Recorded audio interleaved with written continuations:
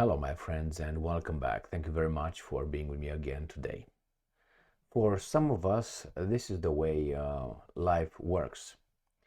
We set a goal somewhere, we plan how to achieve it, then we gather all the information and everything we need and start working towards achieving that goal. The whole process sometimes is painful, and nevertheless, the goal is to reach the goal. So that's the main purpose.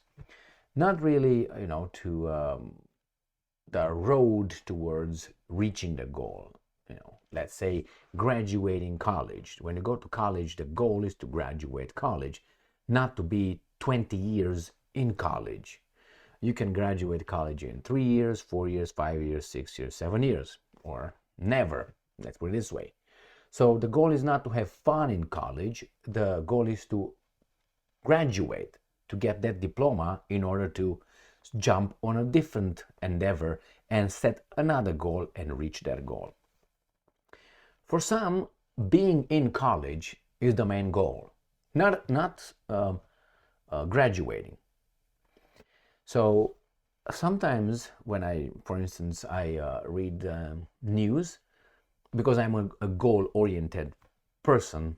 I want to achieve a goal, I fight to achieve it, I achieve it, and I use that for some other bigger goal and bigger goal and bigger goal, and you develop that way, you broaden your horizon, you climb. You don't stay in the same garbage and you just... That's a way of being, but I'm not like that. So I said this because when I watch other people talking, or regarding the war in Ukraine or the geopolitical issues, I think of, or read media articles, I think of the war of like ending the war in Ukraine. Okay, we would see who's ending, when the war is finished. You're going to have a winner, you're going to have a loser, or something in between. But you think of a finale, something that will end. Well, it seems like that's not how these guys look at it. They are at a point where they contemplate a perpetual war, which is no goal. Yeah, if someone wins, that's... but perpetual goal is the war. So their goal is perpetual war. It's not, starting a war, winning the war. No, because the guys involved, the guys who were responsible partly for this war, they benefit by having a perpetual war, not by having a start, pinnacle, and then finale. When they have the end of the war, they're gone, they're done. So they don't have any interest. I'm going to give you an example. Obviously, the arms manufacturing companies. They don't want the war to end. They want it to start and stay like that. So, for instance, I have here an article, and it's coming from Russia Today. And they tell us here that American and British consultants, quote unquote, have helped Kiev to kill civilians. The Russian envoy to the United Nations has said. If you're familiar with what happened in Belgorod, and probably you're familiar with what happened in Ukraine on the 29th, I'm pretty sure you are aware of the massive missile and drone attack launched by the Russians on Ukraine that killed civilians as well, and civilian infrastructure, and that is to condemn, obviously. Now, the Ukrainians did the same thing on the 30th, according to the Russians. The other one was according to the Ukrainians. This one is according to the Russians, according to them. And the Russians claim that 21 civilians were killed. The Ukrainians said that 30 civilians were killed on their side. Or that the number changes because they have about 100 wounded in Ukraine, 111 wounded in Russia. According to those guys, each claims the other one killed civilians. My point here is, here we have American and British consultants have helped kill Kiev to kill civilians, the Russian envoy to the United Nations has said. And the title is West complicit in Ukraine's deadly strikes on Belgorod, Moscow. And now, the way we are, some of us, okay, and then how do we solve the problem? Goal oriented. Goal is to solve the problem. How do we solve this problem? Okay, those guys are complicit. What are you going to do about it? Can you do anything about it? Or are you just going to talk about it because nothing could be changed? And unfortunately, nothing could be changed. These guys, the Russians had said this for many times, that West is complicit in Ukraine's killings and all that. I'm 99% certain that the so-called consultants, trainers, are involved in a war against Russia. So, then what? Nothing. So why do you bother saying? And this is why I think the Russians bother to say this. Because it's a perpetual war and you have to maintain the same flame in certain areas. So you have to always say this, so your friends pick up on what you said and they feed it to their populations. And the other way works the same way. These guys are going to say the Russians did this, they're going to feed it to the mass media in the West. The mass media will spread it to us. And we're going to be fed constantly the idea or the reality that the Russians are killing civilians. But we're not informed, or the other side, we're not told as obsessively. Therefore, the other guys are doing to their people and to the guys that are on their side. They do the same thing. We're going to tell you what the Ukrainians are doing, and they're going to repeat, these guys are involved, these guys are involved, these guys are involved, these guys are training, these guys are operating and all that. Okay, we know that. My way of being is, then what? Nothing.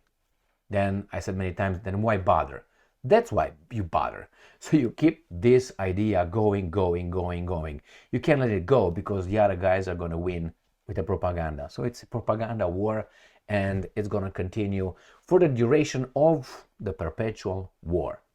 So let me read further in this article just to see what kind of evidence, or at least what's the case these guys are trying to build against the West, which is obvious, but again, are you going to do anything about it? So then why bother? The US and Britain have helped Ukraine carry out the deadly strikes on the Russian border city of Belgorod. Russian envoy to the United Nations Vasily Nebenzia told the Security Council on Saturday. Russia requested the urgent Security Council meeting after Ukrainian forces shelled Belgorod earlier that day, killing at least 21 people and injuring more than 110, and killed 2 children. In his speech, Nebenzia described the shelling as a premeditated act of terrorism against civilians, arguing that Kiev's Western supporters share the responsibility for death. So, what do you think is going to happen? Nothing. Not a thing. Why? The United Nations Security Council will vote, if there's any vote. They're going to have a few vetoes, maybe one, I would say, and a few voting against, and everything is going to die. They're going to go to the United Nations General Assembly. They will vote overwhelmingly, let's say 150 usually, for condemning this attack, and about the usual suspect, about 20 on the other side, a few abstentions, and that's it. That's it, and nothing happens. Nothing happens. Unless, and the other way, the same thing is on the other side. When the Ukrainians are coming, the same shit. Russia will veto, China will abstain or something, and India, and then the other guys are going to vote for, and it dies. The same thing. So as long as you have the same status quo as power, like Putin in place, Russia being independent, United States being in place, United States shackled by its masters, then there's going to be the same thing, which is nothing will happen. Okay, those, how they call them? Not trainers, consultants will not be punished ever. Ever. No Russians will be punished unless the Ukrainians are going to assassinate them. No Ukrainians will be punished until the Russians blow them up. Then what? Then nothing. They wait for one of these guys to somewhere crack so they can, if they win, that's good, and the military industrial complex will start crying. So let's see what else is in this article. The West, I'm quoting, the West is complicit in the crimes committed by the gang in power in Kiev. Okay, we know that. The diplomat said, we know that British and American consultants were directly involved in the organization of the terrorist act. Okay, and he warned that, and I'm quoting, the organizers and perpetrators of the strikes will be punished. How? Are you going to kill them? That's all you can do. Do you think it's going to be International Criminal Court looking for them?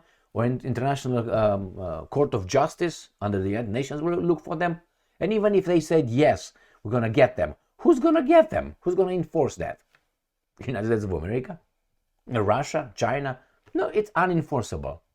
Again, but I have to say it, according to the Russian Defense Ministry, Ukrainian troops used the domestically produced Olka system to fire rockets equipped with cluster bomb warheads into Belgorod. Now, this is important because the Czech envoy at the United Nations refused to show up in the United Nations Security Council.